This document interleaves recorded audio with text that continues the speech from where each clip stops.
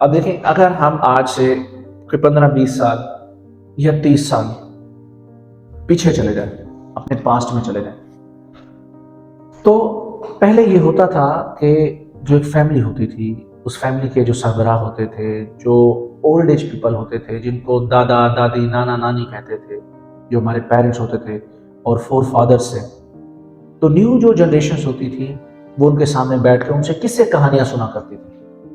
लो जी फलां बादशाह था, उसका ऐसे था, फलां ऐसे था।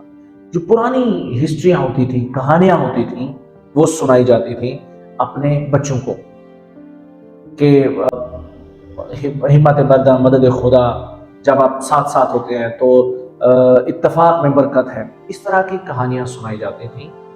इससे होता क्या था?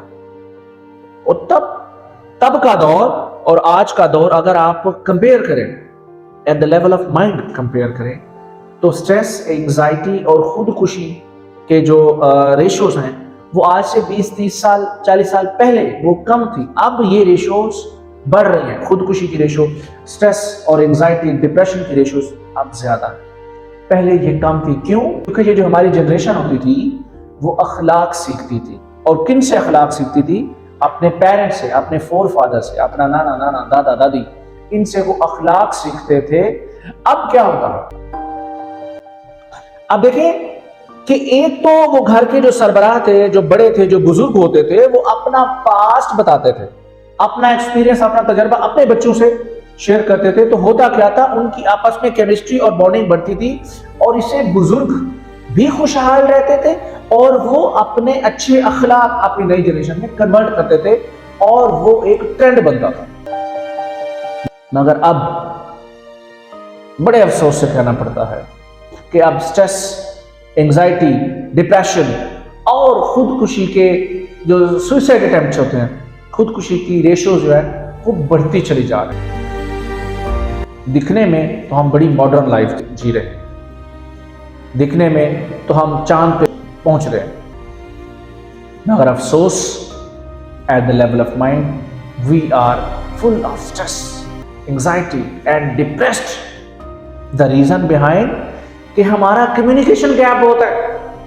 हम एक दूसरे से कम्युनिकेट नहीं करते, हमें एक दूसरे पे भरोसा नहीं रहा, हम एक दूसरे पे रिलाय नहीं करते, हम एक दूसरे को जाती तौर पर फॉलो नहीं करते, हम एक दूसरे के अखलाक को परखते नहीं हैं, हम एक दूसरे को अखलाक से पेश नहीं आते, हम एक दूसरे की राहें तोड़ने को तुले होते हैं, हम एक दूसरे की धागे तोड़ने पे तुले होते हैं, हम एक दूसरे के रिश्ते तोड़वाने पे लगे रहते हैं, हम एक दूसरे की टांग खिंचाई में लगे रहते हैं और हम एक दूसरे से बड़ा बढ़ चढ़कर और अपने आप को एक्स्ट्रा रिप्रेजेंट करने में लगे हुए हैं।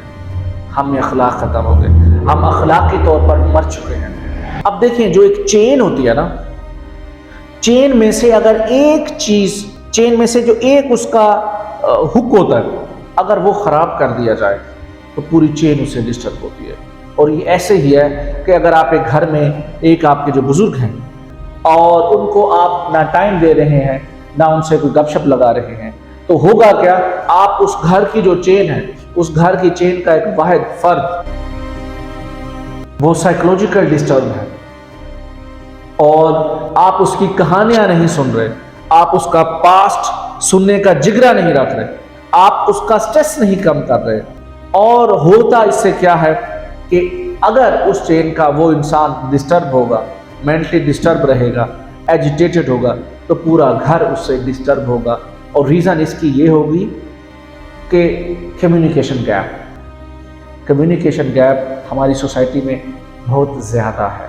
और अगर हम इसको कम करें और अपने अखलाक बेहतर करें और एक अखलाकियात पे खड़ा करें इस माशरे को, इस कौम को, तो हम बहुत आगे जा सकते हैं और सारी स्ट्रेस, एंजाइटी, परेशानियाँ, ज़िंदगी के सारे अजाब कम हो सकते हैं अगर हम सिर्फ मुस्कुराना जाने और अगले को सिर्फ सुनना जाने।